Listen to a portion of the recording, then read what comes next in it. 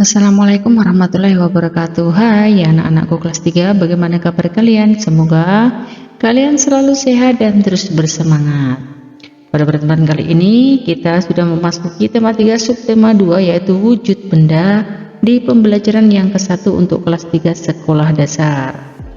Baiklah, sebelum belajar mari kita berdoa sesuai dengan ajaran agama dan keyakinan kita masing-masing supaya mendapatkan ilmu yang bermanfaat. Berdoa dimulai.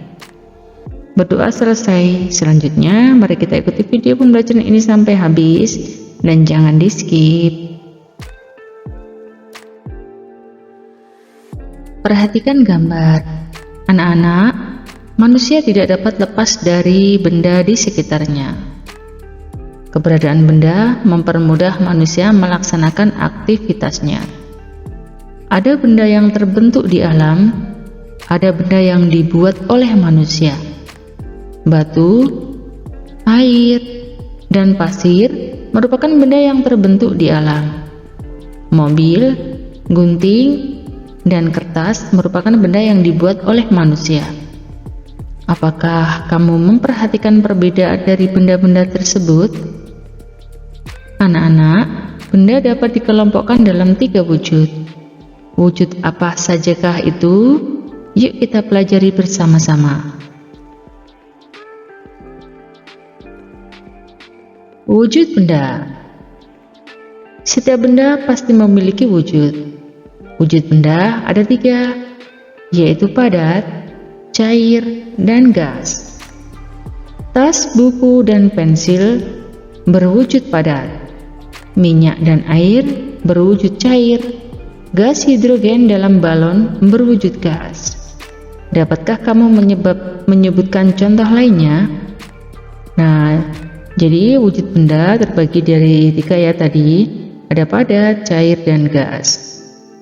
Di dapur, Dayu melihat benda-benda yang digunakan untuk memasak.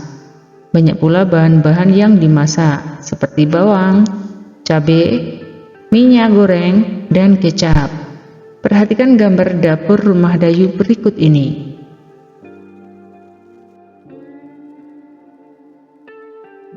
Kamu telah mengamati gambar di atas ini ya. Kelompokkan benda-benda yang ada dalam gambar sesuai wujudnya. Apakah benda padat? Apakah benda cair? Apakah benda gas? Di sini banyak sekali. Ada minyak, ada panci, ada air, ada sayur, ada garpu, sendok. Ini ada penggorengan dan lain-lain ya.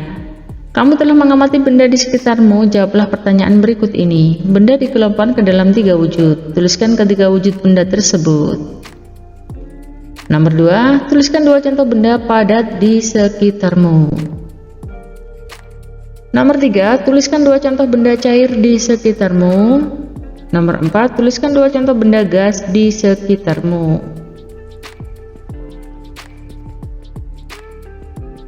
Pernahkah kamu naik alat transportasi seperti pada gambar? Gambarnya adalah sepeda motor. Tahukah kamu termasuk ke dalam wujud benda apakah motor itu? Pada hari Minggu, Edo dibonceng ayah ke rumah nenek. Edo dibonceng ayah dengan motor.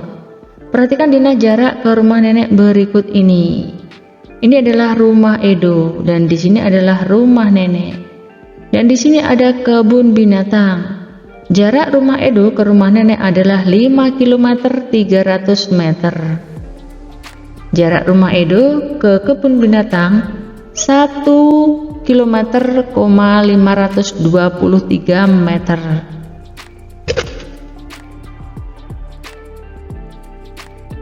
Jarak rumah Edo ke rumah nenek 5 km 300 meter. Jarak dapat ditulis 5 km lebih 300 meter.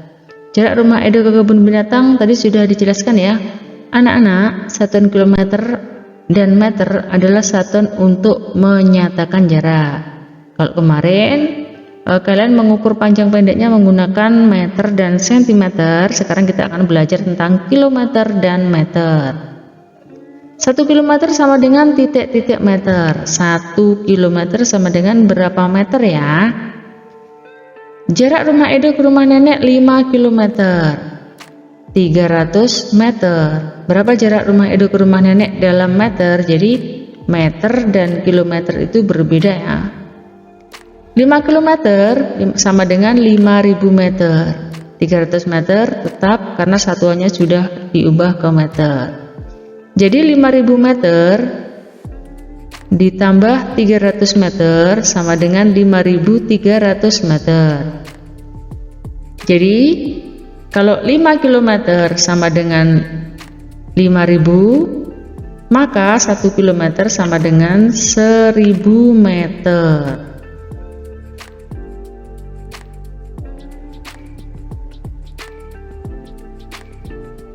Jadi jarak rumah Edo ke rumah nenek adalah 5.300 meter. Jadi yang kilometer tadi diubah satuannya menjadi meter. Jarak yang harus ditempuh itu dari rumah nenek ke kebun binatang adalah 1.523 meter. Berapa jarak rumah Edo ke kebun binatang dalam satuan kilometer?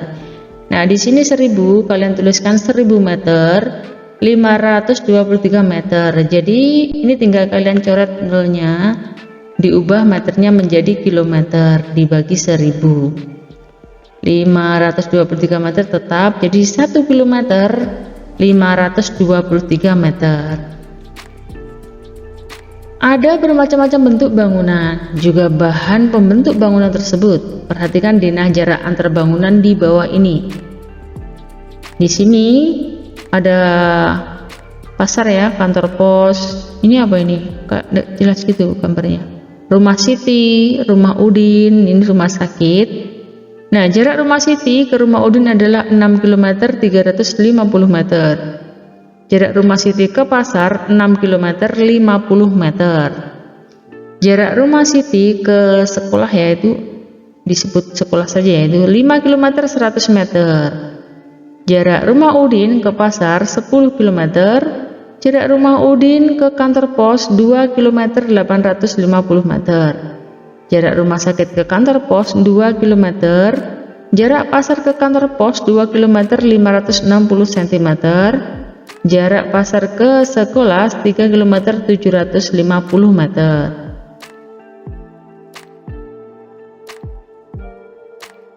Tentukan jarak dalam satuan meter. Tadi yang masih kilometer kalian ubah menjadi meter ya. Kalian tuliskan dulu contohnya tadi berapa kilometer, lalu jika itu kalian masukkan kilometer jadi dikalikan 1.000. Misalnya 2 km berarti 2.000. Lalu meternya kalian tuliskan dan barulah kalian menjumlahkan. Alat ukur ada bermacam-macam, baik jenis maupun kegunaannya. Altimeter adalah alat yang digunakan untuk mengukur ketinggian suatu titik dari permukaan laut. Biasanya alat ini digunakan untuk mengukur tinggi pesawat saat terbang dari permukaan laut. Juga untuk mengukur tinggi gunung dan hal lain yang berhubungan dengan ketinggian. Perhatikan gambar di bawah ini kapal A dan kapal B, pesawat terbang A dan pesawat terbang B.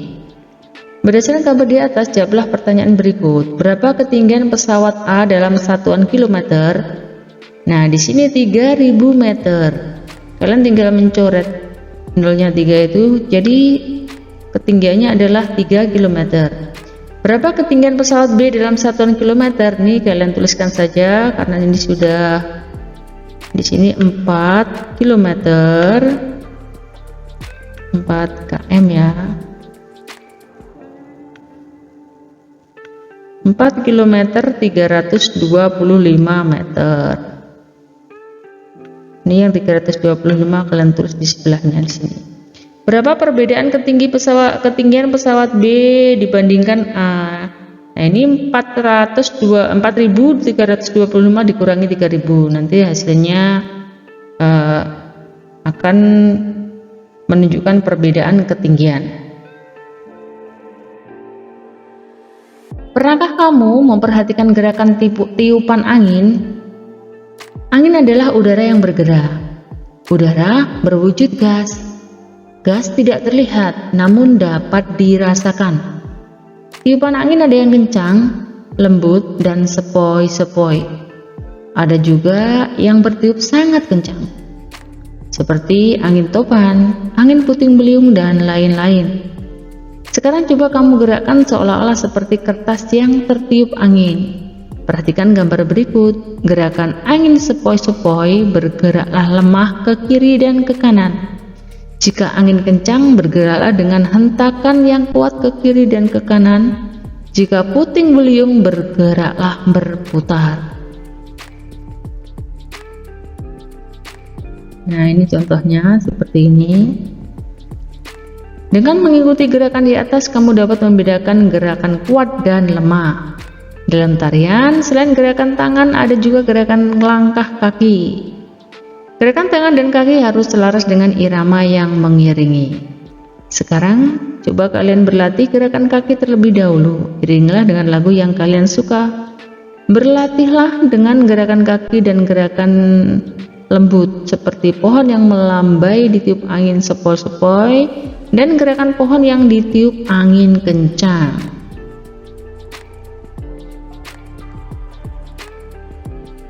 Untuk kegiatan bersama orang tua silakan membantu siswa melakukan kegiatan di rumah, yaitu mengidentifikasi wujud benda dan fungsinya di sekitar rumah. Demikian tadi pembelajaran yang bisa Ibu sampaikan. Mohon maaf atas segala kesalahan dan kekurangan. Sampai jumpa pada video pembelajaran berikutnya. Ibu akhiri, wassalamualaikum warahmatullahi wabarakatuh.